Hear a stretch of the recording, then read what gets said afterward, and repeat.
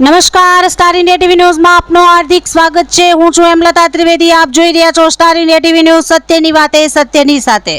માસૂમ બાળકોનો ભોગ લેવા માટેનો ભ્રષ્ટાચાર। જાલોદ તાલુકાની મીરાખેડી ગ્રુપ ગ્રામ પંચાયતમાં આવેલ વસ્તી પ્રાથમિક શાળા અને વસ્તી પગાર કેન્દ્રમાં ધોરણ 1 થી 8 સુધીની આઝાદી સમયની શાળા બનેલ હતી, જેમાં અનેકવાર છતના પોપડા કરતા બાળકો તેમજ જાતે શિક્ષક પણ ઘાયલ થયેલ હતા। જે અનુસંધાને મુકેશભાઈ ડાંગીએ અનેક રજૂઆતો કર્યા બાદ માંડ 3 મંજિલ બહાર ઓરડાવાળી બિલ્ડિંગ મંજૂર કરવામાં આવેલ હતી અને તે જૂની શાળા તોડ્યા બાદ બાળકો હાલ ખૂબ જ હાલાકી ભોગવી શિક્ષક ક્વાર્ટરમાં અભ્યાસ કરવા મજબૂર બન્યા છે।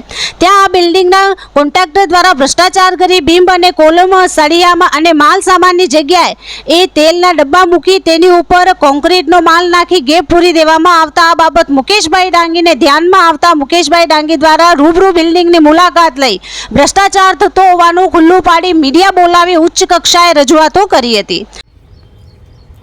જાલોદ તાલુકાના ગ્રુપ ગ્રામ પંચાયત મીરાખેડી વિસ્તારમાં આવેલ વસ્તી પગાર કેન્દ્ર અને વસ્તી પ્રાથમિક શાળામાં આઝાદી પછી જે શાળાની બિલ્ડિંગ બનાવવામાં આવેલ હતી તે બાદ જર્જરિત શાળાના કારણે અનેક બાળકો અને ખુદ જાતે શિક્ષકો પણ છતના પોપડા કરતા ઘાયલ થયેલ હતા।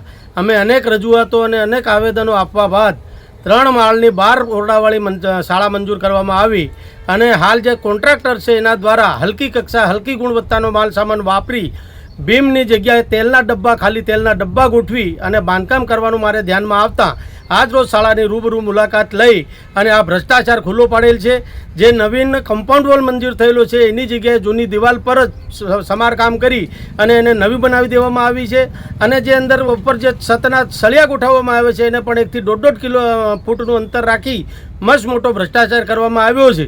એટલે આપના માધ્યમથી હું સરકારશ્રીને કહેવા માગું છું કે આ કોન્ટ્રાક્ટર દ્વારા દાહોદ જિલ્લાની અંદર જ્યાં જ્યાં આવી બિલ્ડિંગો બનાવવામાં આવી હશે ત્યાં મસ્ત મોટો ભ્રષ્ટાચાર કરવામાં આવેલ છે અને જેના લીધે અમારા આદિવાસી ગરીબ વાલીઓના બાળકોનું જાન જોખમમાં છે।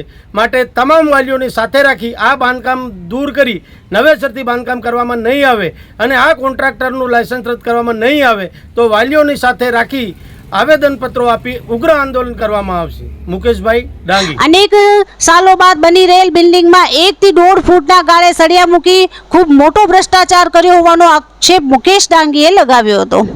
સાથે ઈંટોની જગ્યાએ એ જ બ્લોક મૂકવામાં આવ્યા છે, તેમાં માલ પણ ભરવામાં આવ્યો નથી અને જે જૂનો જર્જરિત કમ્પાઉન્ડ વોલ બનાવેલ હતો તેના પોપડા દૂર કરી સમારકામ કરી કમ્પાઉન્ડ વોલને નવો બનાવી દીધો છે। જો આવી રીતે આ કોન્ટ્રાક્ટર દ્વારા કામ કરવામાં આવશે તો આવનાર સમયમાં વાલીઓ પોતાના બાળકો ગુમાવવાનો વારો આવશે તેવી ચિંતા વ્યક્ત કરી હતી અને સાથે જ આ કોન્ટ્રાક્ટરે બીજી અન્ય બિલ્ડિંગો બનાવી તે બિલ્ડિંગોમાં પણ આવી જ રીતે ડબ્બા ગોઠવી ભ્રષ્ટાચાર કર્યો હશે જે સાબિત થાય છે। માટે આવા કોન્ટ્રાક્ટરનું લાયસન્સ રદ કરી બાંધકામ દૂર કરી નવેસરથી બાંધકામ કરાવવામાં આવે તેવી રજૂઆત કરી હતી। તેમ છતાં પણ ભીનું સંકેલવામાં આવશે તો તેની સંપૂર્ણ જવાબદાર અધિકારીઓની રહેશે અને આ સાથે મુકેશભાઈ ડાંગે એમ પણ જણાવ્યું હતું કે જવાબદાર અધિકારીઓ દ્વારા યોગ્ય પગલાં લેવામાં નહીં આવે તો વાલીઓને સાથે રાખી જ્યાં જ્યાં આવી બિલ્ડિંગો બનાવવામાં આવી છે તે બાબતને ધ્યાનમાં લઈ આવેદન આપી ઉગ્ર આંદોલન કરવામાં આવશે। Star India TV news Jhalod reporter Pankajbhai Pandit, જિલ્લા દાહોદ।